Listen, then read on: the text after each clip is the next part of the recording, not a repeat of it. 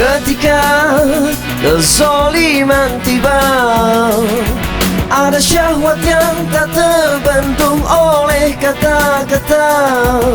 Seorang hakim bagi keadilan mengutip ayat-ayat untuk mencari pembenaran. Apapun caranya untuk mencari kuasa.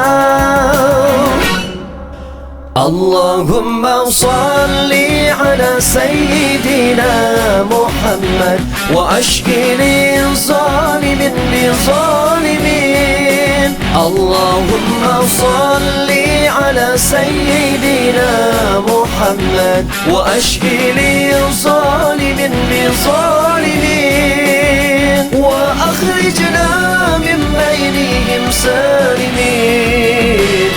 Wa ala alihi wa sahbihi ajma'in. Sedangkan para wali tersembunyi memohon ampun bagi umat yang tergiring api, menangis dan bersujud tiada henti melihat jiwa-jiwa angkuh yang menebar benci. Sibukkanlah mereka dalam fana dunia. Allahumma salli ala Sayyidina Muhammad wa ashkili zalimin bi zalimin. Allahumma salli ala Sayyidina Muhammad wa ashkili zalimin bi zalimin. Wa akhrijna min bainihim salimin. Wa ala alihi wa sahbihi ajma'in.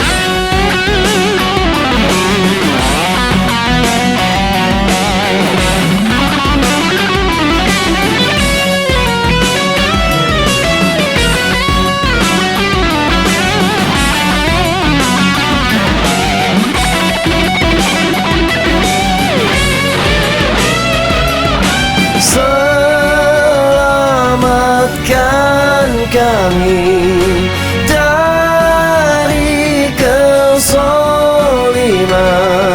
syahwat berkuasa dan merasa. Allahumma salli ala Sayyidina Muhammad wa ashkili zalimin bi zalimin. Allahumma salli ala Sayyidina Muhammad wa ashkili zalimin bi zalimin. Wa akhrijna min bainihim salimin. Wa ala alihi wa sahbihi ajma'in. Allahumma salli ala Sayyidina Muhammad wa ashkili zalimin bi zalimin. Allahumma salli ala Sayyidina Muhammad wa ashkili zalimin bi zalimin. Wa akhrijna min bainihim salimin.